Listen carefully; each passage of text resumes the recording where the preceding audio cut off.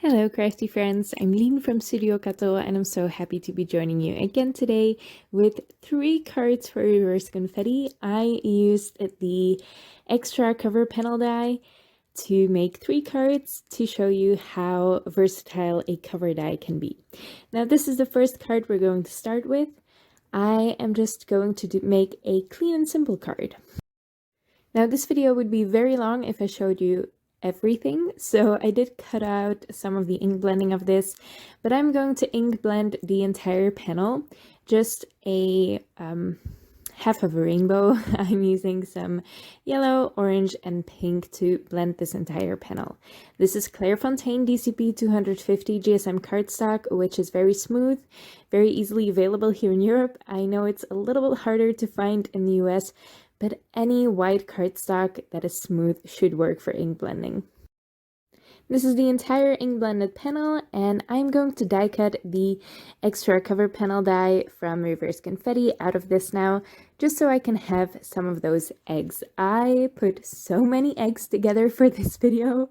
I'm going to say eggs so many times in this video, but I love these Easter cards. I loved all of the Easter products Reverse Confetti came out with. And I wasn't sure I was going to love them at first because I don't usually make Easter cards, but I'm having so much fun with these. This is going to be the first year I'm going to send out Easter cards, and I can't wait. Now I'm layering all these eggs together. I am putting 2 layers of thick white cardstock behind the colored cardstock, and I also cut out a strip of holographic cardstock. And those are the weird eggs you see here. I lined them all up on my grid mat, and I have the panel that they're supposed to go on right next to it, so I know the size and I know how wide and how low I should go on the grid mat. And then I'm taking a piece of press and seal, and I'm just pressing all of those eggs on top or below the press and seal, just so they stick to it. Now there is adhesive on this press and seal, so especially with ink blended cardstock, I find that you should be a little bit careful when you're peeling it up again. So the press and seal might peel up some of the paper if you've ink blended the paper. Ink blended paper is always a little bit more fragile than just regular cardstock, so just be careful and be aware of that. Now, I put that panel in my MISTI, lined up the eggs so I knew where my sentiment should go, lined that up as well. And the sentiment is Happy Easter from the Spring Sentiments stamp set by Reverse Confetti. I love Reverse Confetti's bold sentiments because they easily fill up a card if you want to just make a sentiment card, which I love as well. But I really wanted to focus on the Eggstra Cover Panel die today. Now I am embossing this, so I stamped it in Versafine Onyx Black, and I'm embossing it with WOW Clear Gloss Superfine Embossing Powder and then heat setting it. And this panel is actually also die cut with the Layered Mom and Frame die set by Reverse Confetti. So I die cut the frame, not the Layered Mom sentiment. And this is the frame as well, just cut from white cardstock. And I glued that on top of a card base that I cut a little bit smaller, sorry, to fit behind that frame. I am backing my little white panel with some cardboard to give it some nice dimension, which will be sturdy enough to hold up in the mail.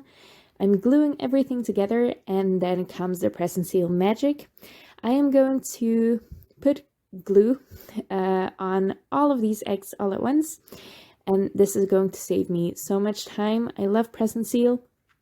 It's a little bit harder to find here in Europe. You can get it on Amazon, but I know it's easy to find in the US, and I highly recommend you get some because it's so fun in the craft room. I am just going to press all the eggs down. You should really wait until the glue is completely dry, but I don't have that kind of patience.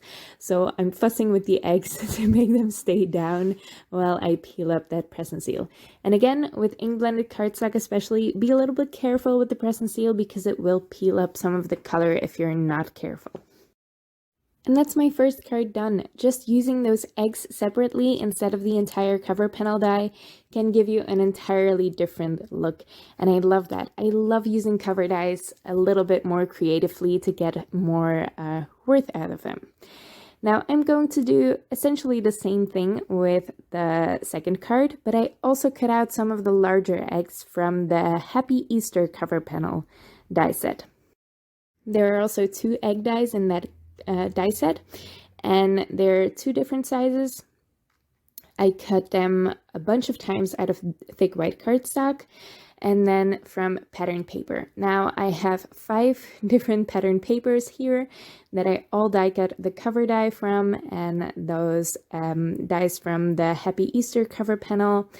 I did stick with one pack of pattern paper, so I know they would go together because I'm not that good at pairing up pattern papers otherwise.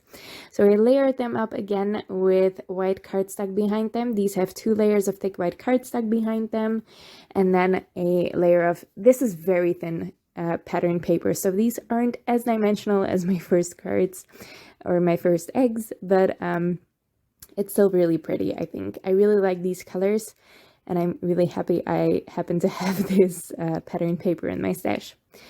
It's also, I wanted to note, it's a 6x6 pattern paper pad, so it's smaller, and I prefer that especially for smaller dies because that means the pattern on the paper will also be smaller and will fit on smaller dies. I adhered them again using the press and seal trick, gluing all of those eggs together, and that's just so quick to do. I love press and seal so much. It saved me a bunch of time. And then I also made a frame, right? I forgot I did that, but I made a frame, an oval frame, using the oval window or the stitched oval window cover panel by Reverse Confetti.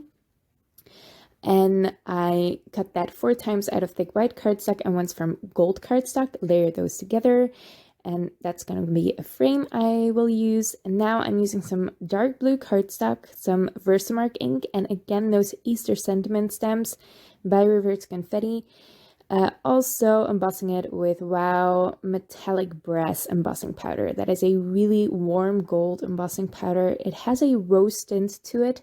I love it. It's such a gorgeous gold, and it pairs really nicely with that gold I used for the frame as well. It's not an exact match, but it looks good together. I trimmed out the sentiment with some scissors and put everything together. I did put some foam tape behind the sentiment strip, and that's it. For my third card, let's make a shaker. Why not? If you have a die, especially a cover die, which cuts a bunch of pieces all together, that cuts out smaller pieces, I love to make shaker bits out of those pieces. It's such a fun way to shake up your shakers. So I am going to first make my background, and I'm just doing some ink smooshing here with Distress Oxide inks. Then I, of course, wanted to add some sparkle to this, so I am going to use the Lindy's Gang Magical Shakers there, just a little bit to get some more colors in there and some gold sparkle as well. I cut that out with a rectangle die, and then I am using these flowers. I forgot what the stamp set is called, but it will be listed below. This is also from the latest Reverse Confetti release, and I'm just stamping those in the same Distress Oxide inks that I used, which is Twist and Citron, Peacock Feathers, and Cracked Pistachio. It's been a while since I used Distress Oxide inks, so I'm not sure on the names anymore, but yeah. To make this into a shaker, it's super simple. It's so easy to make flat shakers instead of frame shakers. It's so easy and quick to do. So I am just putting adhesive, double-sided adhesive, all along the edges on the back of my panel.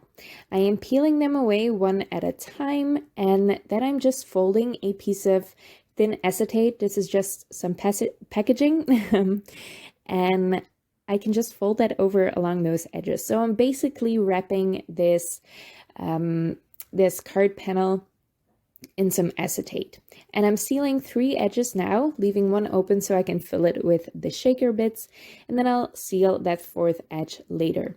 I do cut off the corners to get a nicer fold on the shorter sides. Now the extra fun part, adding in my shaker bits. So I cut that cover panel die 3 times, once from yellow, once from pink, and once from this, it's between purple and pink. It's a gorgeous saturated color, I love it. And then I'm adding some green sequins as well to go with the background. And of course I had to use some iridescent glitter in there as well. It's chunky glitter, but with these flat shaker cards, you can absolutely use very fine glitter as well. It's not going to escape. I am putting that on top of a card base. The panel is slightly smaller than my card base, so there is a nice white frame around it. And to finish it off, I'm using a die cut Happy Easter sentiment from that Happy Easter cover panel die set. The sentiment is layered to get a little bit of dimension in this card. You do know I love my dimension. And those are all my cards. So 3 very, very different cards, all using that same Eggstra cover panel die.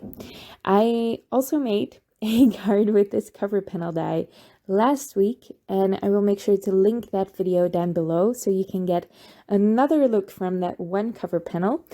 That is actually a stenciled card, so really easy to do, really quick to do, and pretty much all of these cards were quick to make.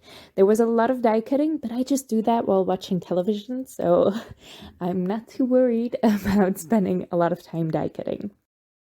Let me know which card you like best in the comments below. I'd love to hear from you, and I hope you like this video using the Eggstra cover panel die.